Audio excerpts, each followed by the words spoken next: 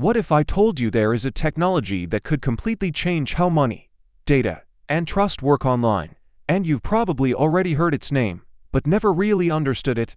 That technology is blockchain, and in the next 5 minutes, you're finally going to get it. No jargon, no confusion. Welcome back to the Crypto Loop, where we make crypto make sense. Alright, so let's start simple. Think of blockchain as a digital ledger, like a notebook that records transactions. But here's the twist. Instead of one person or company owning that notebook, it's copied and shared across thousands of computers all over the world. Every time something new is written in it, say a payment, a contract, or any kind of data, everyone's copy updates together. No single person controls it, and once something's written down, it can't be erased or changed. That's what makes blockchain so revolutionary. It creates trust without needing a middleman. Let's break that down with an example. Imagine you send your friend 1 Bitcoin.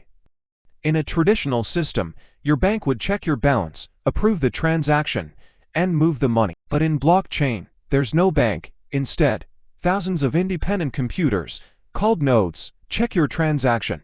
They make sure you actually have that Bitcoin and that you're not trying to spend it twice. Once they all agree that it's valid, the transaction is recorded in a block of data. When that block is full, it's locked in place and attached to the block before it, forming a continuous chain. That's the blockchain.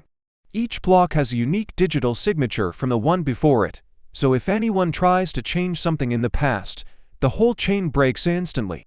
That's why blockchain is considered tamper-proof. Now here's where it gets interesting. Blockchain isn't just for cryptocurrency.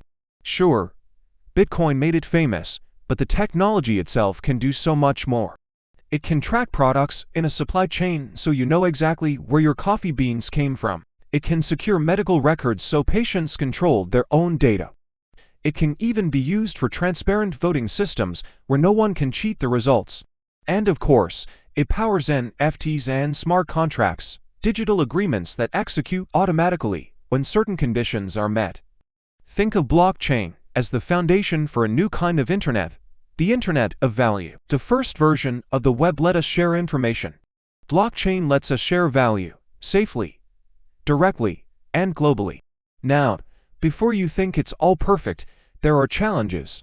Blockchains like Bitcoin are secure but slow. They can handle only a handful of transactions per second. That's why newer projects like Ethereum, Solana, and Avalanche are experimenting with faster, more efficient designs. There's also the issue of energy use. Some blockchains consume a lot of power, though many are now switching to cleaner, greener systems. But here's the bottom line. Blockchain is still early. Like the internet in the 90s, most people don't fully understand it yet. But the ones who do, the ones who learn how it works now, are going to be ahead when it becomes part of everyday life. So if you want to actually understand crypto, not just trade it, you're in the right place.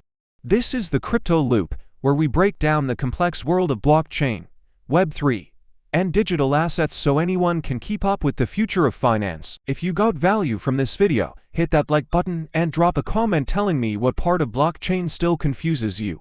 I'll cover it in a future video. And of course, subscribe and ring that bell so you don't miss your next shortcut through the Crypto Loop. Thanks for watching, stay curious, and I'll see you in the next one.